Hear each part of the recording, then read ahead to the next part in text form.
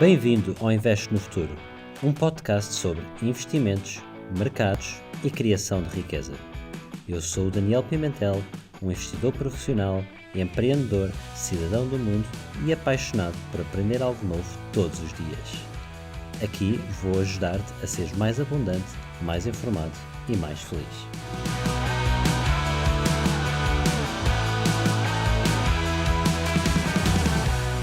Olá a todos, bem-vindos ao episódio de hoje. Hoje tenho um convidado muito especial comigo, o Carlos Guimarães Pinto. Olá Carlos, tudo bem? Olá Daniel, muito obrigado pelo convite. Portanto, eu vou fazer aqui uma apresentação do Carlos. O Carlos é daquelas pessoas que, quando começamos a fazer a apresentação, nunca mais acabamos, porque ele tem uma experiência incrível, mas o Carlos basicamente, ele começou a trabalhar em consultoria. Ele trabalhou na Roland Berger, na Delta Partners, na Analysys Mason e na FIDE Partners, e portanto basicamente trabalhou fez consultoria e faz consultoria estratégica um pouco por todo o mundo, já trabalhou por mais de 20 países. E depois, a dada altura, decidiu enverdar pelo caminho da política e liderou a Iniciativa Liberal, que muitos de vocês devem conhecer, e teve um papel muito ativo na política nos últimos 2, 3 anos, e também é um grande economista. Ele agora acabou o seu doutoramento na FEP, na Faculdade de Economia do Porto, e dá aulas em Portugal e no Vietnã. E mais recentemente fundou o Instituto Mais Liberdade. Portanto, este é o Carlos. Carlos, bem-vindos ao podcast. Obrigado por aceitares o convite. Carlos, a minha primeira pergunta é: tu no teu currículo, tu descreves-te como o gajo que se mete nas mais diversas coisas e que algumas até correm bem. Então conta-nos lá um bocadinho sobre o que é que são algumas destas coisas que tu te metes e o que é que tem corrido bem. Sim, acho que tu descreveste aí a minha vida profissional até agora, que tem sido bastante agitada. Eu gosto muito de projetos que estão a começar. Eu, quando entrei na Delta Partners, que nós, aliás, acho que posso dizer isso, nós trabalhamos lá juntos, aquilo era uma coisa que estava muito no seu início. Aliás, quando eu fui para a entrevista, ainda não havia recepcionista na empresa, e quem me veio abrir a porta até foi o sócio que depois me veio a entrevistar. E aquilo cresceu bastante. Já tinha tido um bocadinho essa experiência antes, quando trabalhei na Índia, numa empresa que também estava a aparecer, e hoje é enorme, tem milhares de funcionários por todo lado, mas na altura nós fomos a primeira dose de estagiários estrangeiros para lançar aquela unidade de negócio.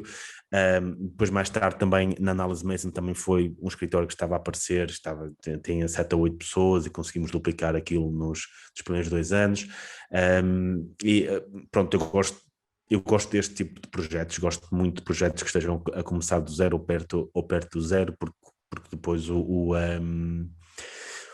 universo é o limite, não é? Há muito por onde crescer, e esta primeira derivada entusiasma-me bastante. Ter esta primeira derivada positiva, mais do que isso, ter a segunda derivada também positiva, é algo que eu gosto bastante e que me entusiasma bastante. E gosto de arriscar, quer dizer, muitas destas coisas podiam ter corrido mal, mas se tivessem corrido mal também estavam a começar do zero, não havia muito por onde perder. E então foi um bocadinho isso. Depois a política apareceu muito por acaso. Eu nem sequer membro do partido era quando me convidaram para ser presidente do partido. Aliás, ainda sou apresentado muitas vezes como fundador ou primeiro presidente.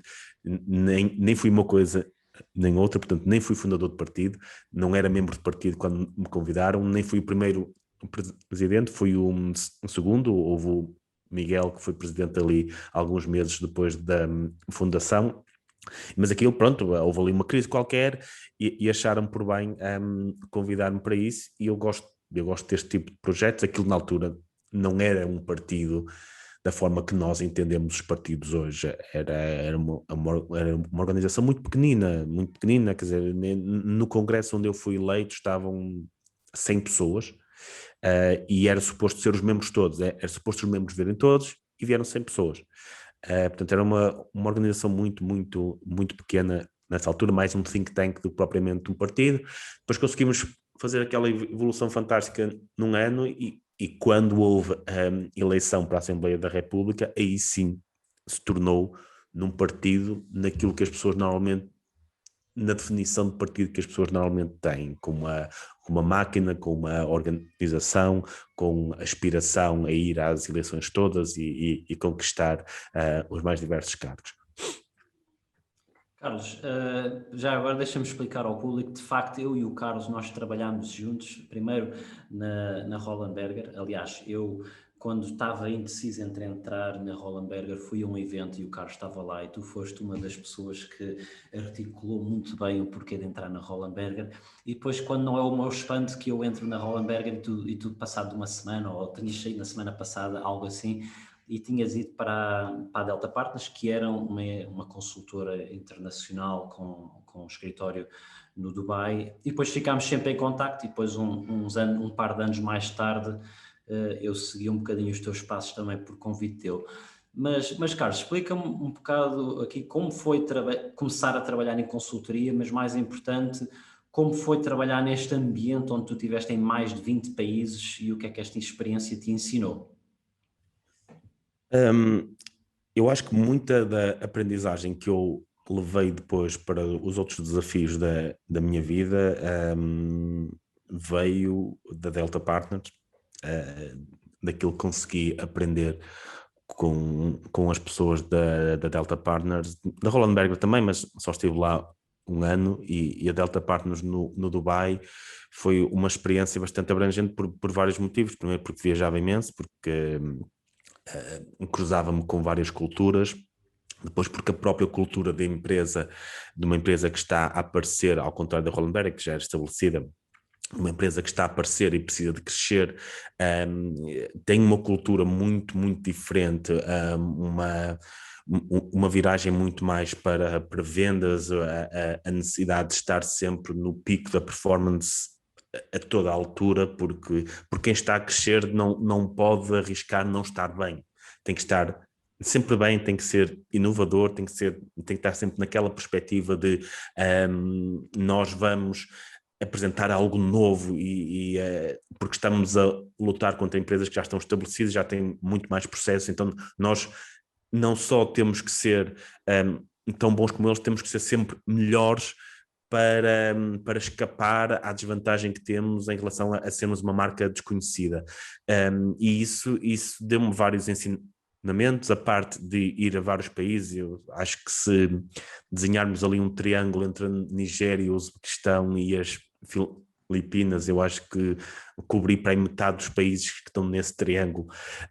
Estive em vários países e quando se está em vários países, até de vários continentes, aquilo que se começa a perceber ao fim de algum tempo não é tanto as diferenças, mas mais o que é igual entre as pessoas de todos os países. Quais são os instintos humanos que são exatamente iguais. E encontra-se muita coisa que é exatamente igual. Obviamente há um conjunto de diferenças culturais, gastronómicas e por aí fora. Mas o interessante é aquilo que é igual, que os seres humanos têm, que é muito igual, independentemente do sítio onde estão. Isso é muito interessante porque nos ajuda a identificar ou a conseguir identificar exatamente o que é o ser humano, o que é que nos move, o que é que nos faz querer coisas. E isso para mim foi uma grande aprendizagem em termos humanos, perceber exatamente, porque as diferenças não nos determinam enquanto seres humanos, porque somos todos seres humanos, portanto, se há uma diferença muito grande numa certa característica entre pessoas de um sítio do mundo e do outro, então não é isso que os define, não é isso que nos define enquanto seres humanos, mas aquilo que é igual, independentemente do sítio onde estamos, é isto que nos define, é isso que é mesmo interior, e foi, e pronto, dessa perspectiva foi muito interessante. O meu trabalho em consultoria foi muito interessante também. Não só estava numa consultora que estava a aparecer, estava a crescer, como muitos dos projetos de consultoria também são a lançar uma série de coisas dentro dos nossos clientes. Ou seja, é uma espécie de inception de crescimento. É a consultora a crescer a ajudar os outros a crescer também. E isso, pronto, criou um certo vício neste tipo de ambiente de crescimento. Tinha sem dúvida um ambiente muito, muito empreendedor, e acho que isso era o que tanto tu que estás a transparecer e tanto para mim também era realmente esse ambiente muito empreendedor, onde nós criávamos coisas que se calhar nos outros países os consultores não fazem, não é? Porque se calhar as empresas não vão contratar, e acho que isso era muito interessante. E depois tinha este elemento cultural que realmente um dia se calhar podíamos estar no Sudão a andar de tuk-tuk, mas nos metia realmente ali com um contacto, com o conhecimento do ser humano, que foi brutal. Já agora, deixa-me perguntar, neste seguimento, tu depois, mais tarde, foste, enverdaste também por uma carreira académica e, entretanto, começaste também a dar aulas no Vietnã. Como é que foi ou como é que está a ser esta experiência? Eu voltei para Portugal, porque a carreira de consultoria, como tu sabes, é bastante cansativa e por ser muito intensa, em que não há horários, não há dias, não há fins de semana. Ao fim de alguns anos, a maioria das pessoas opta por outro estilo de vida, e eu optei também por isso, por voltar a Portugal e fazer o meu doutoramento. E nesse doutoramento conheci uma pessoa que era do Vietnã, e lá está, pela minha experiência, e como alguém que já tenha estado na Ásia saberá reconhecer, as pessoas daquela parte do mundo têm um sotaque muito forte no inglês, que é muito difícil para perceber a quem não está habituado a ouvir esse sotaque. E pronto, a pessoa de Vietnã tinha um bocadinho esse problema, e eu era provavelmente a única pessoa que entendia o inglês dele, então ficamos muito próximos, muito amigos, e a certa altura ele convidou-me para ir lá dar essas aulas, sabendo, pronto, que ele é um país comunista, e sabendo ele as minhas convicções ideológicas, e ele aliás disse que até queria isso, que estavam à procura disso. É engraçado que o Vietnã, sendo nominalmente um país comunista, naquelas estatísticas que aparecem sobre a aceitação da economia de mercado, a maioria da população é o país que aparece no topo, com a maior parte da população a aceitar que a economia de mercado é efetivamente a solução. Eu acho que há ali uma viragem ideológica dentro do país, e isso também acabou por se refletir no facto de não se importarem minimamente com as minhas convicções, porque há ali uma vontade. E dar as aulas foi muito bom, porque fui para uma universidade de topo, com alunos de topo, o que para qualquer professor é extraordinário. E quando falamos de alunos de topo no Vietnã, estamos a falar de um país enorme que vai buscar os melhores alunos, que aquela universidade vai buscar os melhores alunos do país todo. Então é muito desafiante, tem umas capacidades matemáticas fantásticas. São alunos que são capazes de me corrigir a meio de uma aula se eu fizer um erro matemático, ou houver ali uma nuance matemática na resolução dos problemas. Portanto, são alunos muito, muito bons. Eu fui dar análise de investimentos, que é uma coisa que cruza tanto com a minha parte académica como com a minha parte de consultoria, portanto fazia muita análise de investimentos como consultor, e pronto, foi bastante interessante, foi mais uma experiência enriquecedora, teve que ser travada devido à pandemia, não sei se irá ser retomada ou não, ainda estamos a ver. Carlos, explica-nos um pouco o que é que foi a tua especialização no doutoramento.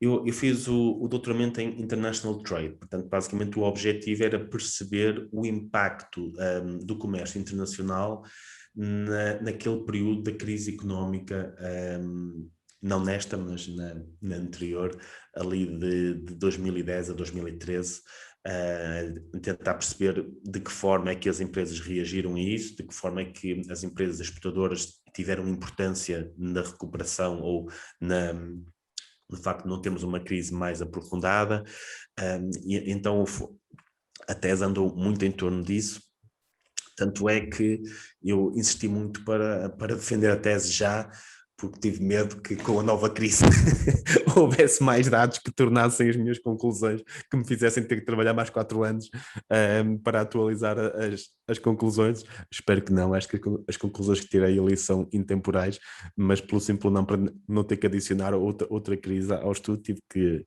defendê-la já. Carlos, explica-nos uma coisa. Como é que foi ou como é que está a ser fundir um pouco, portanto, o mundo profissional, que é um mundo muito mais pragmático, rapidamente com direção para o resultado, versus o mundo académico, tem a base teórica, tem a base da busca da verdade. Como é que está a ser, como é que foi fundir estes dois mundos e até que ponto é que um não te fez ser melhor no outro e vice-versa? Não foi fácil. Não foi fácil porque os dois mundos vivem de metodologias bastante diferentes pelas necessidades que têm. Nós temos papers académicos que são escritos ao longo de 8 anos, 9 anos.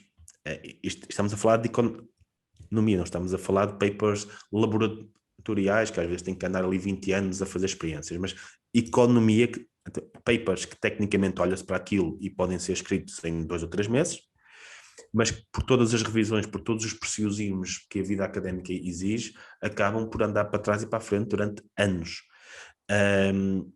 E muitas vezes olha-se para as conclusões dos papers e vê-se que isto é bastante óbvio. Eu, numa empresa de consultoria, teria chegado a esta conclusão em meia dúzia de slides numa semana. Só que lá está, neste mundo de consultoria, a rapidez e a ação é mais importante do que o preciosismo, e no mundo da academia o preciosismo é muito mais importante do que a rapidez e a capacidade de acionar. E aqui desiludi-me um bocadinho a parte académica, porque acho que ainda hoje é muito pouco virada para a ação, para os efeitos que aquilo tem. Um académico é hoje medido, o seu sucesso é medido pelo número de papers que publica ao longo da carreira. Muitos desses papers, e podemos ter um grande académico com uma enorme carreira que nunca fez um paper que tivesse efetivamente algum efeito cá fora.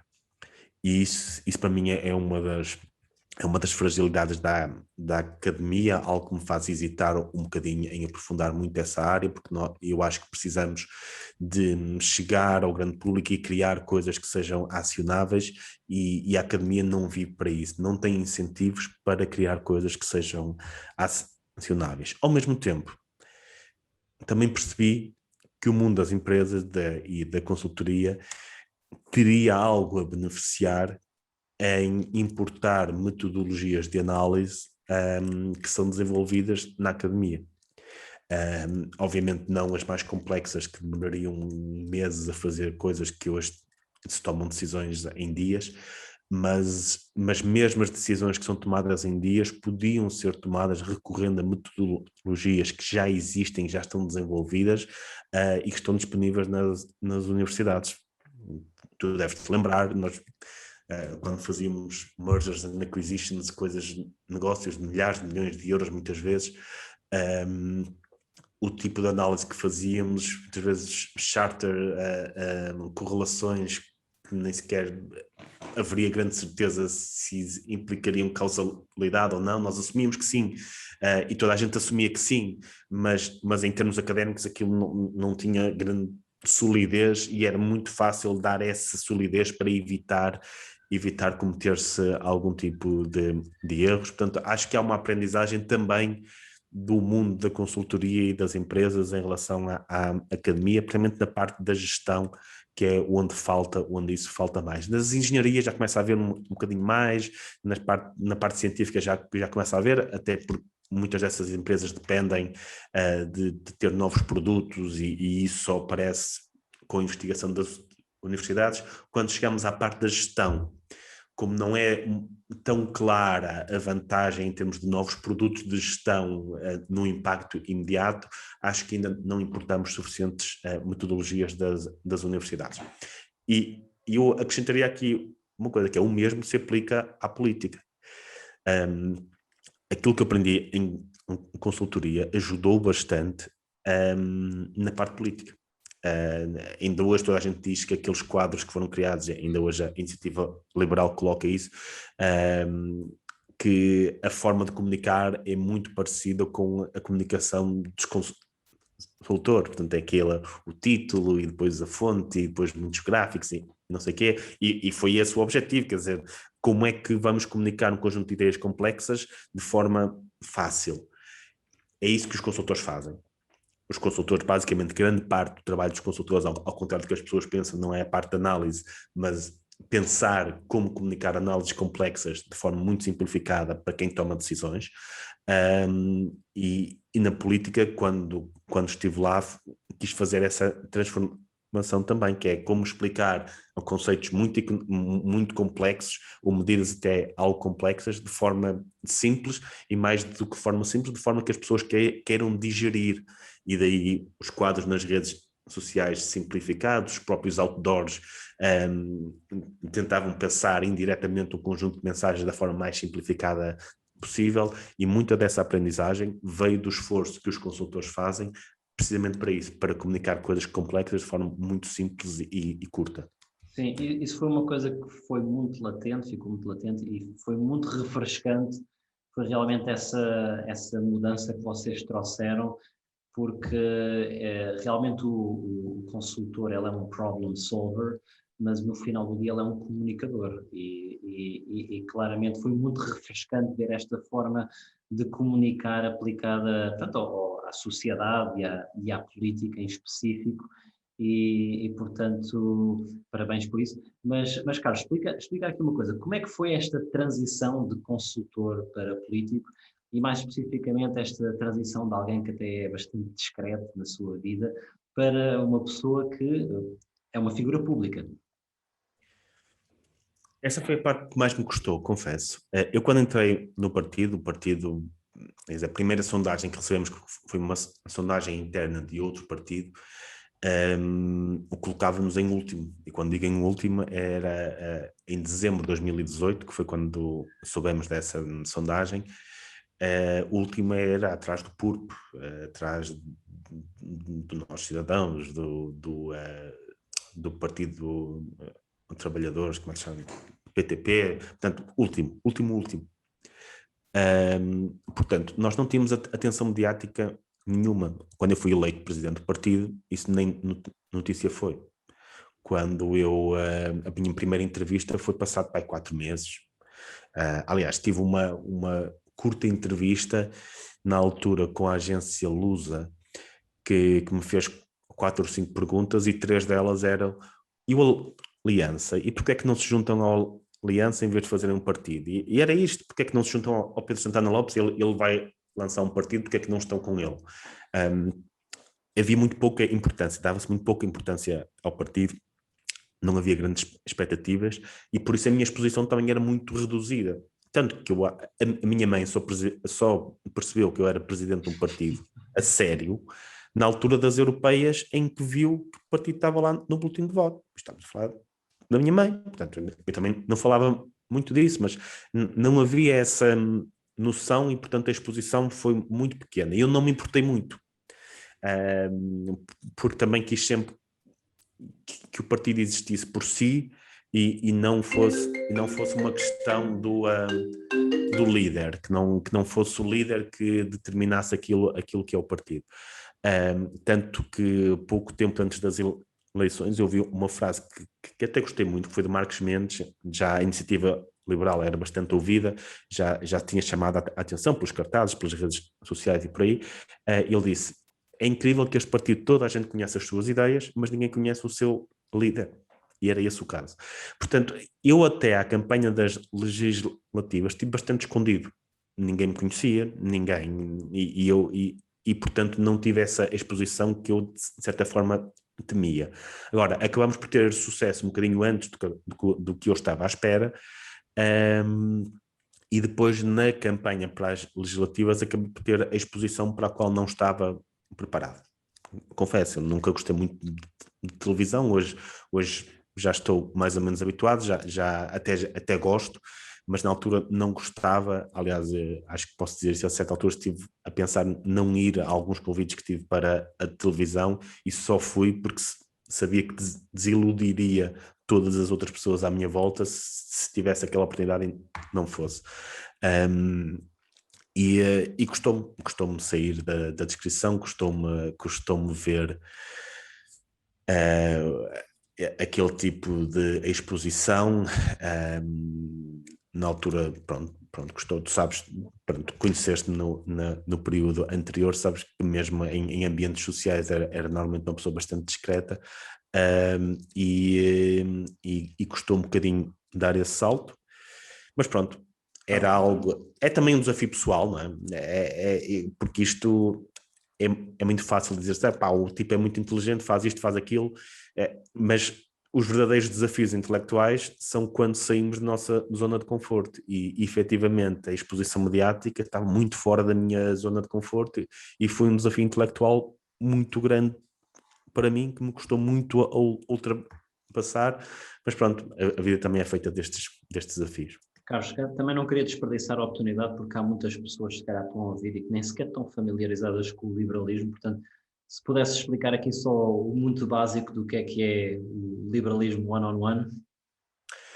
Sim, podia falar aqui uma hora sobre isto, horas e horas sobre isto. Não vou falar, vou antes mostrar o tapete do meu rato, que tem aqui esta mensagem. Eu espero que não apareça invertida, que é... Eu vou ler para as pessoas. Isto o Fernando Pessoa, e diz assim: o liberalismo é a doutrina que mantém que o indivíduo tem direito de pensar o que quiser, de exprimir o que pensa como quiser e de pôr em prática o que pensa como quiser, desde que essa expressão ou essa prática não infrinja diretamente a igual liberdade de qualquer outro indivíduo. O Fernando Pessoa tinha capacidades de escrita bastante superiores à minha, e acho que ele descreve num minuto melhor do que eu alguma vez descreveria. Então, Carlos, deixa-me só provocar-te aqui um bocadinho.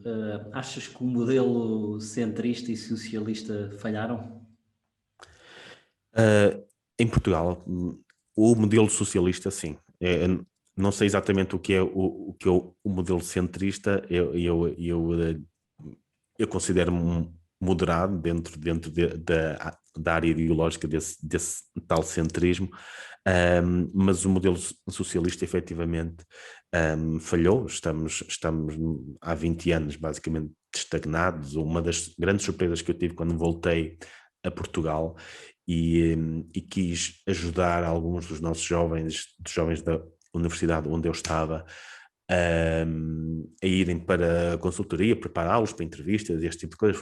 Foi uma das coisas que fiz quando voltei, e estava em contato com as empresas e com os jovens, e fiquei surpreendido ao saber que 10 anos depois o salário de entrada para o mesmo cargo que eu tive e que nós tivemos, não é? Em consultoria e outro tipo de atividades para recém-licenciados, não só não tinha aumentado, como tinha reduzido bastante.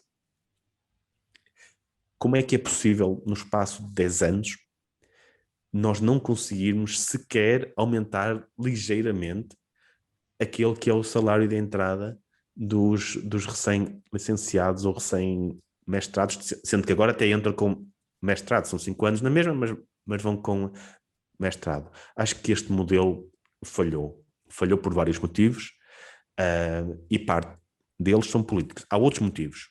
Eu acho que a entrada no euro também teve um problema de competitividade. Portugal entrou com problemas de competitividade que não lhe permitiu resolvê-los. Eu não estou a defender a saída, eu acho que a saída seria um erro ainda maior, um erro brutal. Acho que devíamos ter entrado noutras circunstâncias.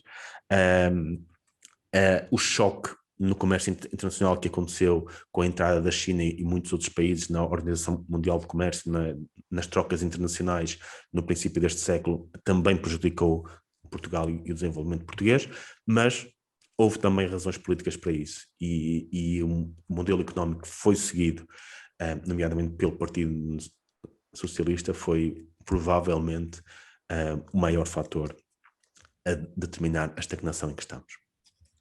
Sim, e se calhar indo um bocadinho na direção mais económica, e pelo menos este governo acaba por apanhar toda esta onda de descida das taxas de juro que também veio a facilitar e de que forma né, a crise onde nós estávamos. Foi um conjunto de fatores terrível, que foi a entrada desses países no comércio internacional. Nós estávamos posicionados como o país pobre num grupo de ricos, ou seja, produzíamos aquelas coisas, pronto, as teorias ricardianas do comércio internacional. Nós éramos um país pobre numa zona de troca de ricos, ou seja, especializamos naquilo que os países pobres se especializam. Estamos a falar de têxteis, de tudo que era mais trabalho intensivo. De repente entram países muito mais pobres do que nós nem éramos suficientemente ricos para produzir as coisas tecnologicamente mais avançadas, nem pobres para termos vantagem em termos salariais, e fomos apanhados ali no meio. Se tivéssemos moeda própria quando isso aconteceu, o que aconteceria era aquilo que aconteceu noutros tempos, que é a moeda desvalorizaria, que nos permitiria um período, uma transição de recuperação. Isso não aconteceu, porque já estávamos no euro. E estávamos no euro, que era liderado por uma Alemanha fortemente exportadora, ou seja, a moeda, em vez de se desvalorizar como aconteceria se tivesse moeda própria, a nossa moeda valorizou-se, que era o euro. E ao mesmo tempo o euro permitiu-nos um endividamento mais fácil, e a resposta política mais fácil para este tipo de crise que nós tínhamos era precisamente endividar-nos. Foi um conjunto de fatores que lançou o caos, não nos permitiu ter as ferramentas automáticas, ter o automatismo de taxa de câmbio para absorver esse caos, e antes, pelo contrário, deu-nos o outro incentivo, que é o incentivo do endividamento, que ainda agrava o caos. Parte disto, obviamente, foram opções políticas, podiam ter sido tomadas outras. Há países que estiveram no euro e que têm tido crescimentos fantásticos, nomeadamente na Europa de Leste, estamos a falar da Irlanda, por aí, que tomaram opções políticas diferentes, portanto não era inevitável, mas houve um conjunto de fatores que, aliado às opções políticas, fizeram com que estivéssemos onde estamos hoje. E se calhar mais importante, olhando para o futuro, tu achas que Portugal pode vir a ser um dos países mais pobres da zona euro? Da zona euro já é. Pode em breve vir a ser o país mais pobre. Isso é o que é muito triste. É que a zona euro, até mais do que a União Europeia, representa uma coisa, que é todos os países que estão expostos aos mesmos fatores externos. Podia sempre dizer que os países da União Europeia, os outros países que não estão na zona euro, pelo menos têm essa flexibilidade cambial e por aí fora. Mas na zona euro estamos todos no mesmo barco. Ou seja, a inflexibilidade cambial que Portugal tem é a mesma que os outros países todos têm. E quando passamos a ser o país mais pobre aí, isso significa que foram mesmo as nossas opções que nos levaram aí, que não foram as condicionantes externas, foram as opções de Portugal, as opções políticas e económicas de Portugal, que fizeram com que nós empobrecêssemos. Eu acho que estamos a caminho disso. Neste momento só temos a Grécia e um dos Bálticos atrás, ou mais outro país ou assim, mas estamos a caminho disso. Carlos, sem te pedir para fazer aqui um grande comentário sobre o tema, mas o que é que poderia ser um ou dois fatores que poderia reverter isto e aumentar esta competitividade do país? Nós temos uma grande oportunidade agora, que até foi trazida em parte pela pandemia, mas que já era algo em crescendo anteriormente, que é a deslocalização do trabalho. E quando pessoas altamente qualificadas ou empresas podem ter o seu trabalho a partir de qualquer parte do mundo, vão escolher países que sejam, seguros, que tenham bom tempo e que estejam dentro de um bloco económico significativo para se poder fazer este tipo de trocas. Portugal tem as três características. tem uma oportunidade brutal para aproveitar esta onda. Brutal. A transição digital é uma oportunidade fantástica para Portugal. Agora precisa de duas coisas. Uma é um choque fiscal para atrair essas pessoas. Para atrair e reter. Acho que reter também é importante, porque hoje um engenheiro informático em Portugal recebe imensas propostas do estrangeiro e olha para a sua conta fiscal aqui e para a conta fiscal no estrangeiro e se calhar acaba por ir para o estrangeiro. Não precisamos desse choque fiscal para atrair pessoas e empresas, e precisamos de um choque de desburocratização. Eu já tinha esta noção pela investigação que fazia da dificuldade que é ter uma empresa em Portugal. Quando abri o Instituto, que não é uma empresa, portanto não tem muitas das obrigações que as empresas têm, fiquei chocado. Fiquei chocado. Eu não vejo um pequeno empresário que até muitas vezes que não tem formação em economia. Eu sou um doutorado em economia que estuda as necessidades das empresas e as leis e conheço de alguma forma o direito fiscal e por aí fora, um bocadinho. E tive muitas dificuldades com todas as obrigações que as empresas têm. Eu imagino alguém que, sei lá, que inicia um negócio num café, que uma coisa... A probabilidade de ser apanhado num conjunto de regras que são tão intrincadas, tão difíceis, é muito grande. E isso é um problema para os pequenos empresários, para as pequenas empresas, para os freelancers. E se nós não conseguirmos livrar-nos disso, vamos falhar esta onda. Esta onda da transição digital, onde Portugal tem uma posição fantástica, até porque é um dos países com melhor infraestrutura de fibra óptica, melhor do que muitos países do norte da Europa, melhor do que o Reino Unido, por exemplo. A nossa fibra óptica, as pessoas não sabem isso, mas a nossa fibra óptica tem uma extensão e uma qualidade melhor do que o Reino Unido. Portanto, a infraestrutura está aqui, as características estão aqui, um país seguro, desenvolvido e com bom tempo. Só falta mesmo a parte política, que é o choque fiscal e a desburocratização.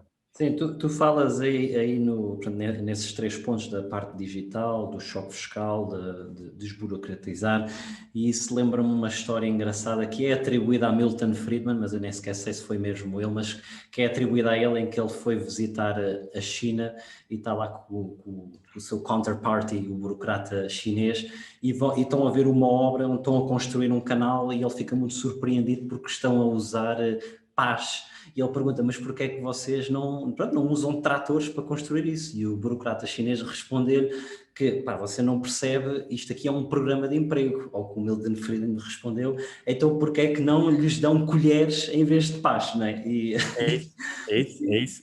Muitas vezes estes raciocínios que até parecem muito simples e lógicos, que é não podemos ter desenvolvimento tecnológico porque isto vai tirar emprego às pessoas, as pessoas só percebem o ridículo desse raciocínio quando levamos mesmo ao extremo e as pessoas percebem porque é que isso é ridículo. Exatamente. Olha, Carlos, se calhar fazendo uso aqui um bocadinho do teu conhecimento económico, como é que tu vês 2021 a economia a evoluir? Perspectivas de crescimento? Eu acho que 2021 vai ser um ano de recuperação. Acho que não vamos ter aquela recuperação em V, principalmente em Portugal, não vamos ter aquela recuperação em V. Havia muita expectativa de que a pandemia iria gerar uma crise, mas com uma recuperação muito rápida. Ou seja, iríamos voltar ao ponto inicial de forma relativamente rápida, porque não era nada estrutural, era algo conjuntural e que uma vez passada essa conjuntura iríamos voltar rapidamente. A verdade é que Portugal tem certos limites ao crescimento, ou seja, Portugal não tem um limite ao decrescimento, não tem um limite à queda, não tem nada estrutural que o faça estar mais protegido numa altura de queda, mas tem muitas coisas estruturais que impedem com que haja o crescimento depois. Nomeadamente em termos da criação de empresas, a passagem de capital, haver capital disponível para recapitalizar as empresas. Temos um conjunto desses problemas, portanto Portugal não vai ter a sua recuperação em V. Eu acho que só devemos voltar aos níveis de 2019, talvez em 2022, 2023, se tudo correr bem. Mas vai ser um ano de recuperação, mas é uma recuperação de certa forma artificial, porque é basicamente a reabertura das coisas que estavam abertas em 2019. Vamos ter 4 ou 5% de crescimento, mas este 4 ou 5% de crescimento não tem o mesmo significado que teria que crescer 4 ou 5% em 2019 ou 2018. Significa outra coisa qualquer, que é basicamente esperamos nós a reabertura da economia. Agora está muito em cima da mesa o tema da inflação e do teu lado o que é que tu esperas acontecer e se calhar mais até do ponto de vista dos bancos centrais, que eles já têm imprimido muito dinheiro, como é que possíveis ações é que achas que podem vir a ser implementadas? Eu confesso que este é um dos assuntos que mais me preocupa, e preocupa-me pelos potenciais efeitos, mas também por eu achar que ninguém percebe muito o que está a acontecer. Mesmo aquelas pessoas que deviam saber. Eu sou doutorado em economia, não sou um grande académico, sou doutorado, e não percebo, não sei antecipar aquilo que vai acontecer. Nós estamos num experimentalismo monetário que nunca aconteceu antes. Nunca tivemos este tipo de experimentalismo monetário. Já se vê algumas consequências disso. A concentração de riqueza é uma consequência deste experimentalismo monetário, porque a massa monetária aumentou, os preços no consumo não. O que é que aumentou graças a esse aumento da massa monetária? Os preços dos ativos, todos, até apareceram ativos do nada, que hoje têm um valor também, nomeadamente as cripto e por aí. Isto ajudou a concentrar a riqueza nas mãos de algumas pessoas, o que tem depois consequências políticas e históricas, isto está a causar um conjunto de problemas. O preço da habitação em todos os países desenvolvidos, o aumento que está a ter está efetivamente, enquanto os salários e os bens de consumo mantêm-se mais ou menos iguais, o preço da habitação está a aumentar bastante. O que é que isto está a fazer efetivamente? A transferir riqueza dos mais pobres para quem já tinha ativo, para quem já tinha habitação e outro tipo de ativos. Está a fazer com que aquelas pessoas que têm o seu salário estagnado há 20 anos tenham muito menos capacidade de comprar habitação, de viver em habitação, e não podemos esquecer que a habitação é uma das principais despesas, apesar de não entrar no índice da inflação, é uma das principais despesas de grande parte dos agregados. E aquilo que está a acontecer é efetivamente uma deterioração da qualidade de vida das pessoas, porque mantêm o mesmo salário enquanto a habitação se torna muito mais cara. Portanto, há um conjunto de pessoas que têm visto a sua vida a deteriorar, e um outro conjunto de pessoas, muito mais pequeno, que sem ter culpa, sem terem tido uma conspiração global para fazer isso, se tornaram bastante mais wealthy, mais capazes. Às vezes fala-se de Jeff Bezos, ele concentra não sei quanta riqueza. Ele não fez nada, ele criou uma empresa, o Fed injetou dinheiro e essa empresa, em vez de valer, sei lá, não sei quanto é que vale agora, 300 mil milhões de euros, vale 600 mil. Quer dizer, e ele não fez nada. É a mesma empresa que seria se o Fed nunca tivesse feito aquela injeção. Só que como o Fed injetou aquele dinheiro, fez todos os ativos financeiros dispararem, as pessoas que tinham ativos financeiros estão hoje muito melhor. E isto preocupa-me. Acho que existe essa possibilidade. Existe a possibilidade de um momento para o outro haver uma explosão de inflação, porque acabando a pandemia algumas pessoas pouparam dinheiro e agora vão gastá-lo, fazer algum revenge spending, enquanto as estruturas produtivas continuam fracas, ou seja, continua-se a produzir menos, mas vai haver mais procura de consumo, pode haver uma explosão da inflação. Se houver uma explosão da inflação, há um aumento nas taxas de juros. O aumento das taxas de juros rebenta com os países que estão altamente endividados, como Portugal. Pode rebentar com alguns ativos, com o preço de alguns ativos. Se rebenta com o preço dos ativos, rebenta com o setor bancário, que ainda estava a recuperar da crise anterior. Portanto, o potencial de explosão que temos aqui é grande, mas tem estado contido. Portanto, eu acho que muita gente hoje, a política monetária é de longe a parte da economia mais complicada de perceber. Acho que mesmo as pessoas que se dedicam à economia monetária não percebem não percebem. Nas faculdades de economia não se entende muito bem. As pessoas às vezes pensam que nas faculdades de economia aprende-se o que é o dinheiro. Não sei, acho que é a única coisa que não se aprende bem, porque ninguém sabe o que é o dinheiro, como é que o dinheiro flui pela economia, o que é que pode ou não, de um momento para o outro, causar inflação. Se disséssemos a qualquer economista há 20 anos que íamos ter taxas de juros negativas é um desafio, e que a massa monetária iria triplicar, toda a gente dizia, vamos ter uma inflação brutal. Até agora não. Tivemos inflação nos ativos. Então, e explica-me lá como é que tu neste contexto estás a pensar, se calhar ainda agora para o mundo dos investimentos, como é que tu estás a pensar um bocadinho sobre o teu portfólio, sobre os teus investimentos? Acho que a incerteza é demasiado grande para fazer uma aposta muito específica. Acho que neste momento diversificar é a melhor opção, porque a incerteza é demasiado grande. Eu dou-te um exemplo, e diversificar ao ponto de investir em coisas em que não se acredita. Eu tenho muitas dúvidas em relação ao futuro das cripto, muitas dúvidas. Acho que falta ali o valor intrínseco daquilo que deveria ser o valor das cripto, que é como meio de troca. Acho que não é um meio de troca, não tem grande potencial para ser um meio de troca, e se não for um meio de troca, não é nada. Vamos ser claros, quer dizer, só é reserva de valor enquanto houver especulação em torno da possibilidade de ser um meio de troca. Portanto, há a possibilidade daquilo tudo desaparecer de um momento para o outro. Não faz sentido para ti o argumento de ser reserva de valor se não existir esse meio de troca a longo prazo? Eu acho que o efeito, aquilo é hoje reserva de valor, e uma reserva de valor um bocadinho porque tem altos e baixos muito grandes, é acima de tudo hoje um ativo especulativo, porque é isso que as pessoas... Por isso é que se fala muito em Bitcoin quando sobe, e fala-se menos quando desce. Porquê? Ninguém anda a ver quantas trocas é que... Não é o principal gráfico quando se fala em Bitcoin, não é quantas trocas é que se fez com Bitcoin. Não, o principal gráfico é qual é o valor do Bitcoin. Portanto, é um ativo hoje especulativo, mas isso, se Bitcoin se esperássemos que daqui a 10 ou 20 anos fosse um meio de troca preponderante, era normal que hoje fosse um ativo especulativo. Então, também não vou por aí. É normal que nesta fase ainda fosse um ativo especulativo, mesmo se fosse um meio de troca. Não vejo tornar-se um meio de troca.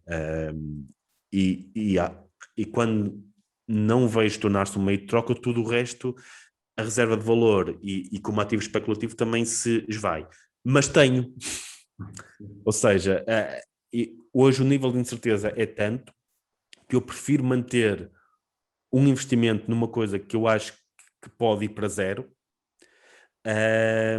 do que não ter, porque acho que nesta altura tem que ter a humildade suficiente para perceber que ninguém sabe o que vai acontecer. Portanto, tenho obrigações, tenho algumas ações e tenho um bocadinho de cripto. A verdade é que muitas pessoas falam do Bitcoin como reserva de valor, mas a verdade é que ninguém investe por ser uma reserva de valor. As pessoas investem porque têm o potencial de apreciação. Por ser um ativo especulativo. Há aí uma desconexão um bocadinho no argumento das pessoas, mas Carlos, eu lembro-me, e agora indo aqui um bocadinho ao baú, eu lembro-me em 2011 que foi uma interação que me marcou muito contigo, porque eu lembro que tu estavas na altura a gerir os teus investimentos e estavas a fazer uma realocação, salvo erro, de dólares para euros, algo assim deste género. E depois eu perguntei-te porquê, e tu, como sempre, quando se pergunta algo, tens sempre um argumento lógico e explicaste. E então a minha questão é, eu sempre olhei para ti um bocadinho como um macro investor. Tu ainda tens esta postura, investes em que tipo de ativos? Hoje diversifico tanto em termos monetários como em termos dos ativos. A certa altura olhei muito para a Ásia, eu acho que o futuro ainda está na Ásia, portanto mesmo dentro desta diversificação, a minha diversificação é um bocadinho menos regional. Faço mais diversificação em termos de tipos de ativo do que em diversificação regional. Estou muito apostado na questão da Ásia, acho que é o continente que está a crescer por efeitos demográficos, por questões macro, também em termos de política monetária. Acho que há ali muito, muito potencial na Ásia. E pronto, para quem lá viveu, sabe que o ambiente é diferente. O ambiente na Europa e na Ásia é completamente diferente. É uma coisa brutal. Até os meus alunos, as perspectivas que os meus alunos no Vietnã têm e os alunos em Portugal têm são completamente diferentes. E eles têm a certeza que daqui a 20 anos estarão a viver melhor do que estão hoje. Porque já os seus pais estão a viver e todos os anos vivem um bocadinho melhor. Em Portugal, não. E mesmo no resto da Europa, que cresce um bocadinho mais, não é assim tanto. Portanto, estou muito virado para a Ásia, portanto, tanto a Ásia mais desenvolvida. Eu estou a incluir aqui a Austrália e Nova Zelândia nesta definição de Ásia, portanto, a Ásia é um bocadinho mais sólida e estável. Estou a falar da Oceania, a Austrália e por aí fora, e a Ásia mais desenvolvida, os tigres asiáticos e por aí. Carlos, e aí... Deixa-me só fazer aqui um double click. E tu fazes isso através de uma exposição macro, ou seja, identificas uns ETFs que gostas, ou fazes stock picking e vais individualmente? Não tenho essa capacidade.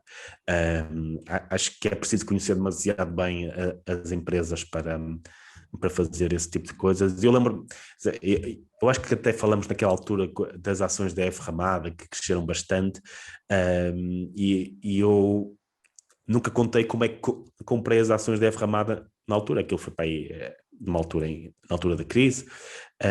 Eu vim a Portugal, ainda estava no Dubai nessa altura, e fui ali a algures ao VAR, lá perto de onde é a sede.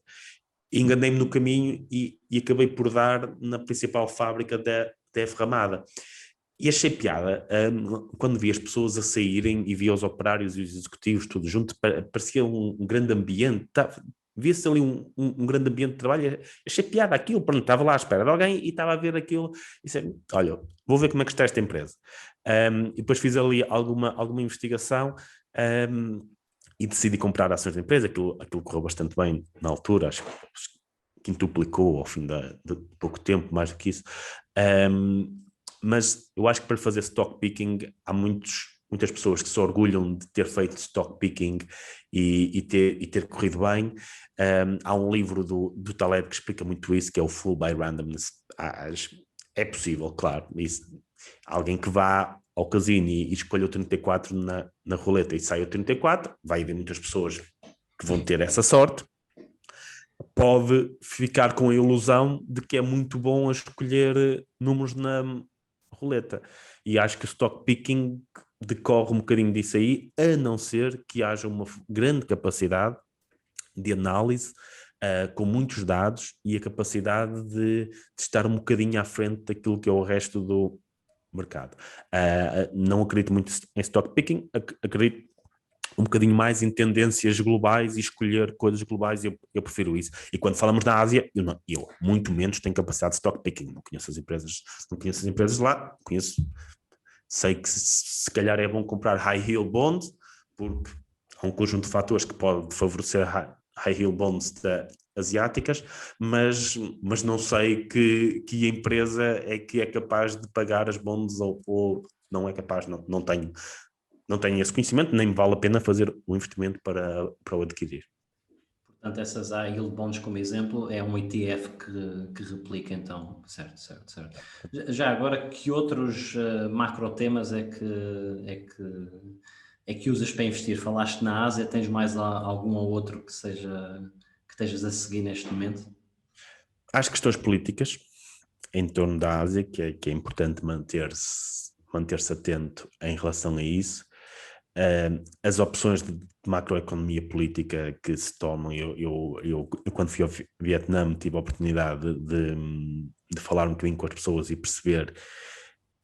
Estamos a falar de um país onde, mais uma vez, perto de 80% das pessoas acreditam que a economia de mercado é a principal fonte de desenvolvimento. Em Portugal são 40%, na Alemanha também anda por volta dos 50%. Portanto, estamos aqui a falar, e isto é quase uma excelente medida do crescimento económico para o futuro próximo, que é perceber, porque há aqui duas coisas, há ao fluxo e ao estoque, ao crescimento e à montante onde a economia está.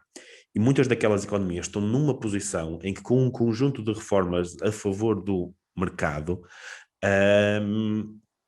têm uma grande possibilidade de crescimento, tal como Portugal teve. Quer dizer, Portugal em 86 teve um conjunto de reformas, fez um conjunto de reformas que, da situação em que estava à situação a que aquelas reformas nos levaram, permitiram um crescimento fantástico.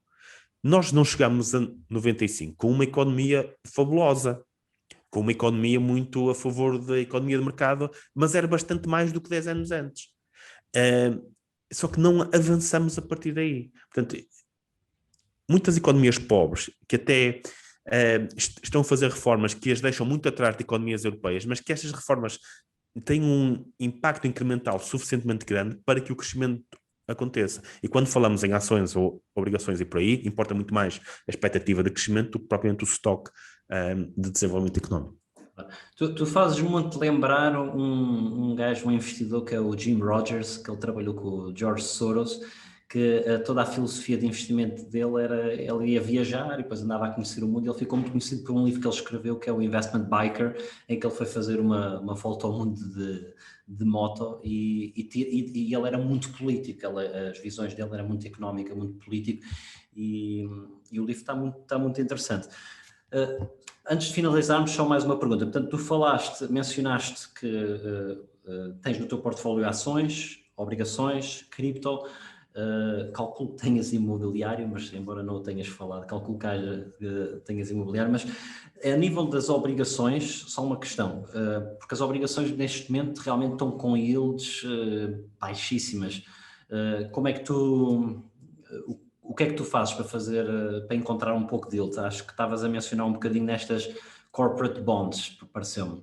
Sim, fui um bocadinho para as high yield corporate bonds, mas as yields são baixíssimas e, honestamente, neste momento, e digo isto com alguma tristeza, eu se encontrasse um investimento que tivesse 100% de certezas que me garantiria 0,1% nos próximos 2 anos, positivos, reais, em termos reais, claro está, compraria na altura. Não estou muito otimista.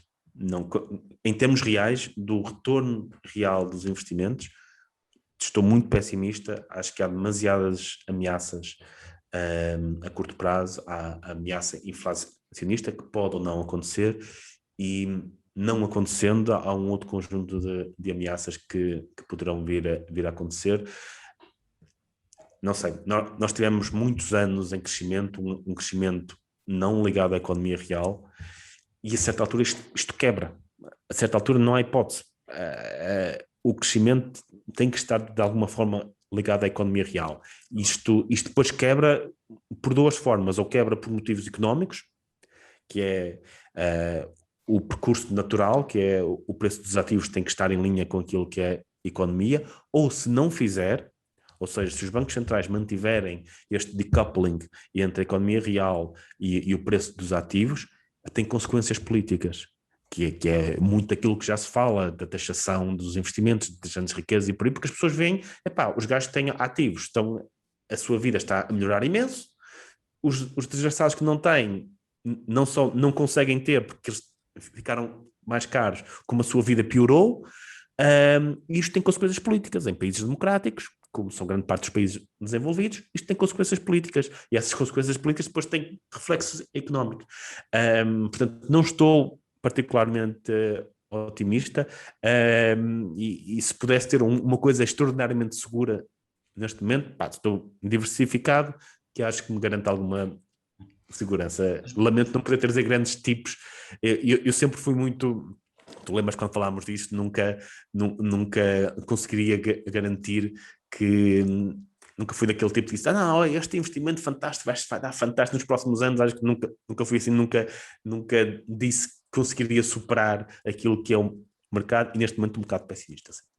As boas notícias é que quando se investe com a perspectiva de longo prazo, a longo prazo todos estes riscos tendem a minimizar. Portanto, há risco no curto prazo, mas a longo prazo o risco ganha uma dimensão diferente. Mas fica aqui a recomendação do Carlos: diversifiquem, porque realmente há aqui muita incerteza a nível económico, E agora, só para finalizar, Carlos, aqui algumas perguntas um pouco mais pessoais. Eu tenho aqui alguns fãs teus que me mandaram umas perguntas e estavam um deles estava muito interessado em saber se já tiveste um mentor e qual foi a lição mais importante que ele te deu. Mentor em termos de investimentos? Em termos de investimentos, economia, política, o que quer que seja. Isso é uma questão um bocado complicada. Já tive alguém que se tivesse sido mentor. Eu tive pessoas que foram importantes na minha formação ao longo do tempo, tanto em consultoria como na parte académica. Tive pessoas que foram importantes, que me deram luz em diferentes direções. Acho que um mentor, acho que nunca tive. Aprendi sempre muito dos livros, portanto, os livros acho que são os meus principais. Então aproveito para te perguntar, porque essa é a questão que vinha a seguir. Algum livro favorito? Algum livro que queiras recomendar? Algum que te tenha impactado especialmente na tua vida e carreira?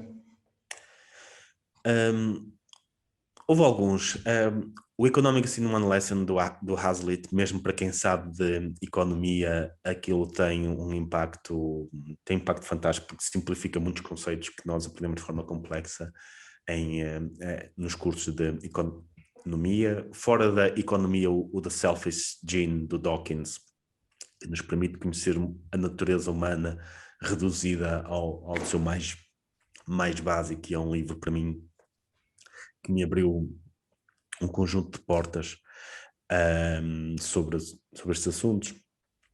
A coleção do Taleb sobre a questão estatística random permite perceber um bocadinho aquilo que são os mercados. Na política, um livro que na altura me abriu bastante os olhos, o Free to Choose, do Friedman, pelas áreas todas que cobre, pela simplicidade com que aquilo é explicado. E pronto, na ficção eu gosto muito de Oscar Wilde, acho que é uma das minhas preferidas. E o autor Carlos Pinto tem alguns livros. Eu acho que tens um par de e-books, parece-me. Sim, eu escrevi. Eu tenho aqui por algum motivo está aqui. Não foi mesmo de propósito. Este livro já saiu em 2014, que foi o Economista Insurgente, que escrevi com o Miguel e o Ricardo. Mais recentemente escrevi A Força das Ideias, que foi um bocadinho explicar o percurso da iniciativa liberal, desde que me convidaram a ser presidente até à admissão. Em tempos escrevi um livro que imprimi 6 cópias. Eu acho que hoje não tenho nenhuma.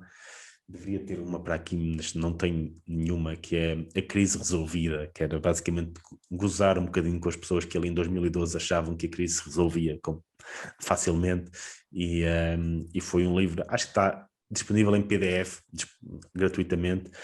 Na altura aquilo foi uma autopublicação, mais uma brincadeira do que outra coisa, e acho que foi isso.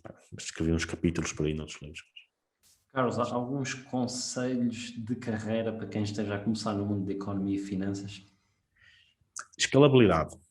Conselhos de carreira e este é o conselho mais importante, e eu tive a sorte de, sem seguir este conselho, acabar por ir na direção de uma carreira escalável, que é escolher uma carreira não pelo salário que se vai ter imediatamente, mas pelo potencial de progresso nos próximos 10 anos. Isso é muito, muito, muito importante. É aquilo que vai determinar o sucesso das pessoas, é a capacidade, é olhar para a carreira onde se vai e dizer onde é que estão as pessoas que há 10 anos entraram aqui. E isso é mais importante do que outra coisa qualquer. Nós trabalhamos dois na Roland Berger, e eu disse que os salários são mais baixos do que quando nós entramos. Não sei se na Roland Berger especificamente, mas na indústria. Mas hoje, sabendo o que sei hoje, se me tivessem dito o salário é o salário mínimo, eu teria ido de qualquer forma, mesmo tendo outras opções que ao longo do tempo são menos escaláveis. Pensar mesmo onde é que posso estar daqui a 10 anos. Claro, muito bom advice. Para finalizar, 2 perguntas. Learning hacks. Tu és uma pessoa que estás sempre a aprender, tens alguma tip, alguma dica para ensinar, alguma coisa que tu faças diariamente?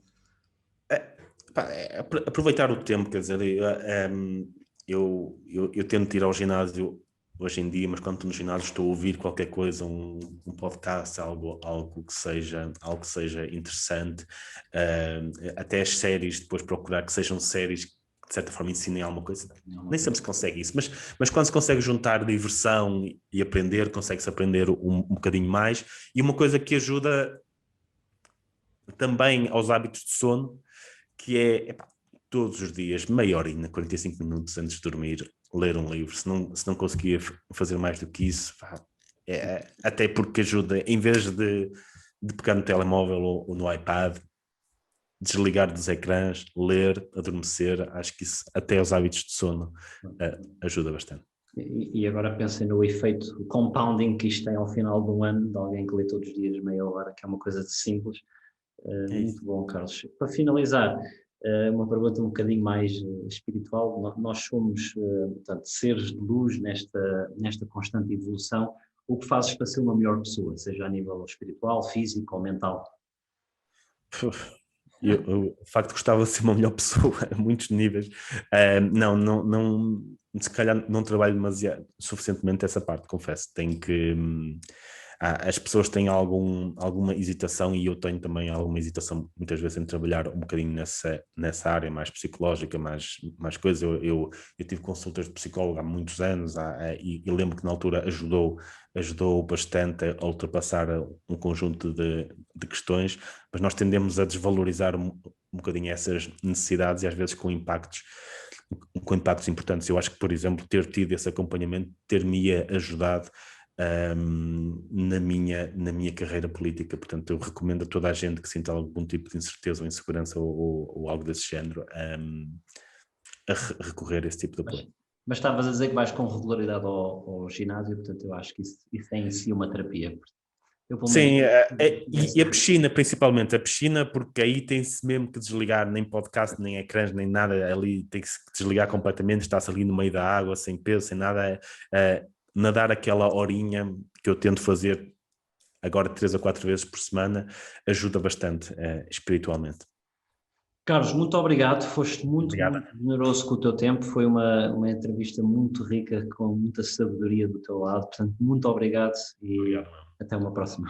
Até à próxima. Obrigado por me teres ouvido. Se gostaste do episódio de hoje, subscreve, deixa a tua review e partilha-o para que este podcast possa chegar a cada vez mais pessoas. E claro, acompanha-me no Instagram, @dani.pimentel, e envia-me uma mensagem a contar o que achaste. Para saberes mais sobre mim e encontrares informação adicional de cada episódio, visita o meu website www.danielpimentel.pt. Atenção!